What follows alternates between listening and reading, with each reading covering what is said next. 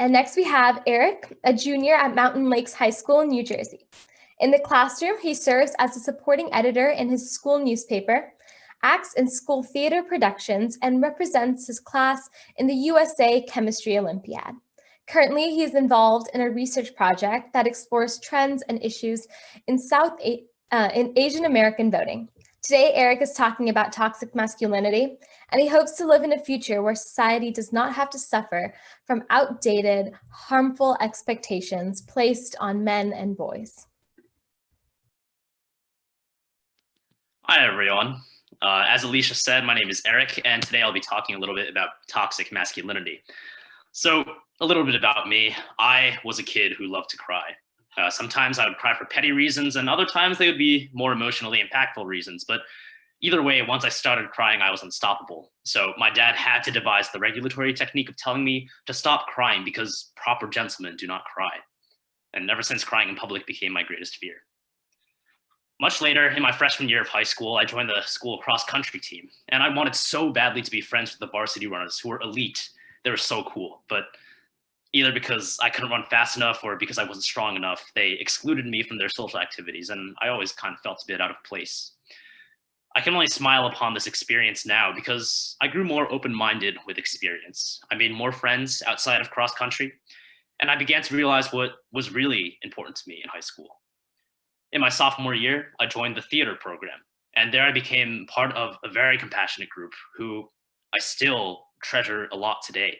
But outside of theater, I was still occasionally taunted as a joke or as a theater kid malevolently because, well, I wasn't being enough of a man. What these three experiences all have in common is that they're all appendages of one larger body, toxic masculinity, which affects individuals across the gender spectrum and has damaged the lives of so many school-aged boys. But what exactly is it, and how did it grow to be so potent? Masculinity is defined by Wikipedia as the set of traits usually associated with boys and men that can be biologically or socially constructed. And in the ancient Western world, to be masculine was to be strong, courageous, assertive, fertile, and independent. Do these characteristics sound familiar? They should, because one thing that is apparent is that even with the evolution of masculinity, the apparent evolution, nothing has changed. The concepts of masculinity have largely remained the same since antiquity and just have not kept pace with the times.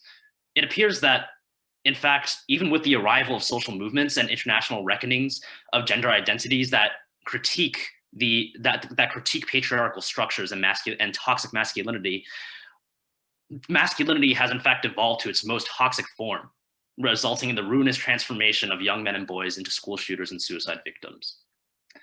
Now, this is not to say that traditional masculine qualities are bad qualities. I actually think that some of them are very valuable, but they can be harmful when men take them to a toxic point.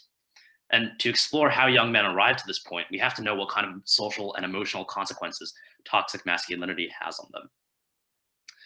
So ask a traditional man what masculinity means, and he'll probably respond to you that to be a man is to deny softness, empathy, and emotion while engaging in displays in power and strength.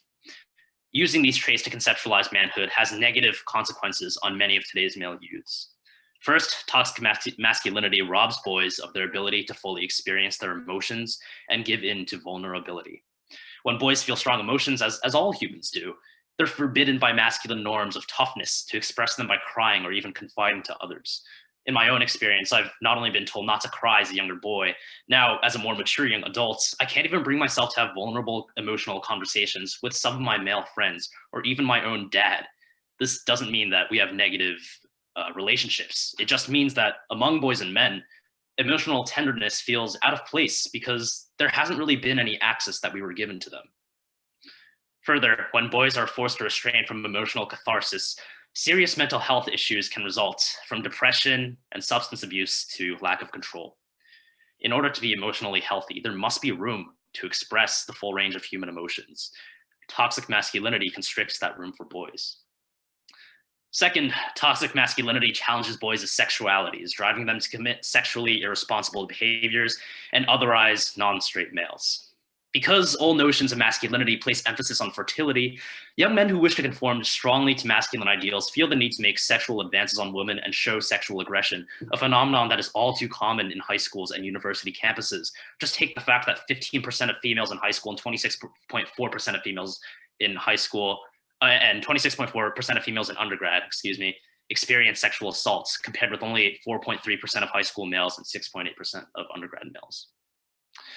Among my own friends, I've seen boys assess their own self-worth by saying how many girls they could get with. And I've often heard boys ranking girls on 1 to 10 numerical scales of attractiveness.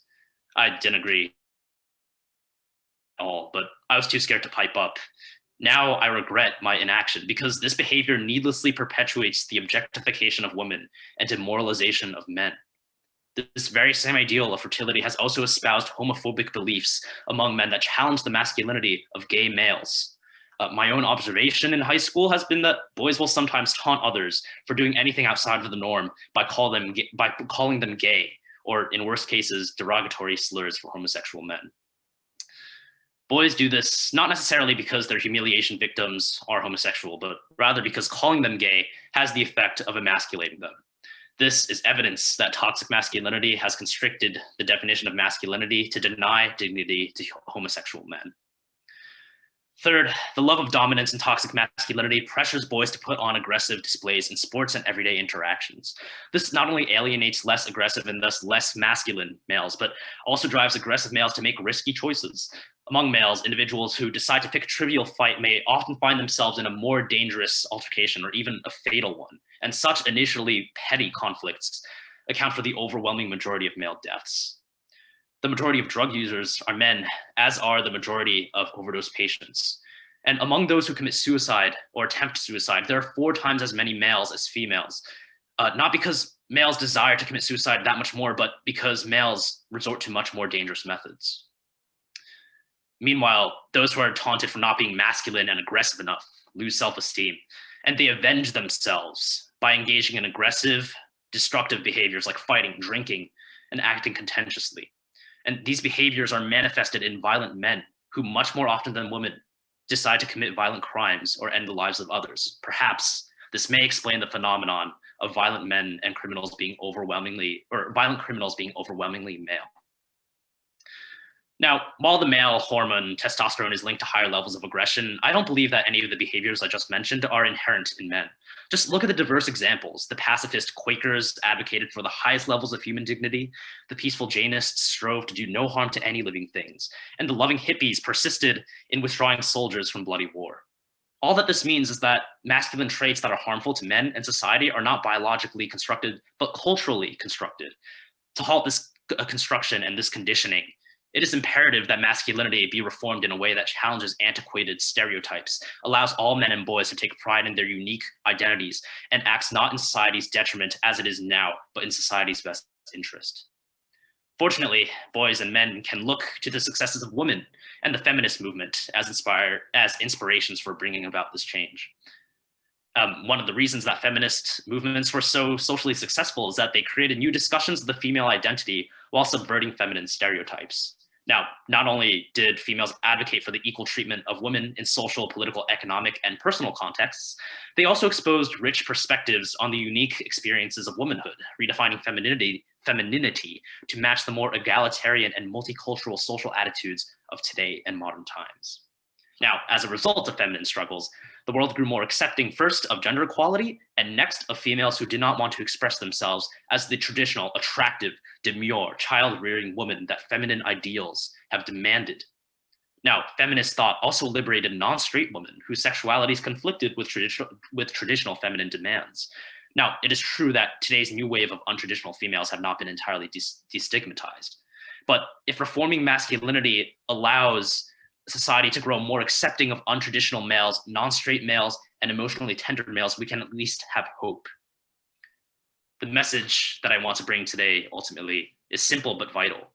Males don't have to be unfeeling, dominant, patriarchal, or homophobic. I have to admit, I'm not very sure at all of exactly how masculinity should be reformed, but I am sure of this. Men, if we want to prove our manhood while preserving our honest human nature, we must stand up against toxic masculinity in all forms, because toxic masculine practices are all too ubiquitous in our lives.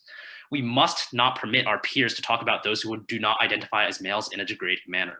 We must not let our friends disrespect others by using tropes like "you're so gay" or "don't be a pussy" that threaten certain people's masculinity while disrespecting others.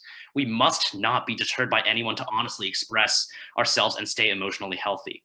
By taking our stand in our classrooms, homes, and circles of friends, we can halt the spread of toxic masculinity and change masculinity for the better. And we had better, because the toxicity is killing us. Thank you so much, everyone, for listening.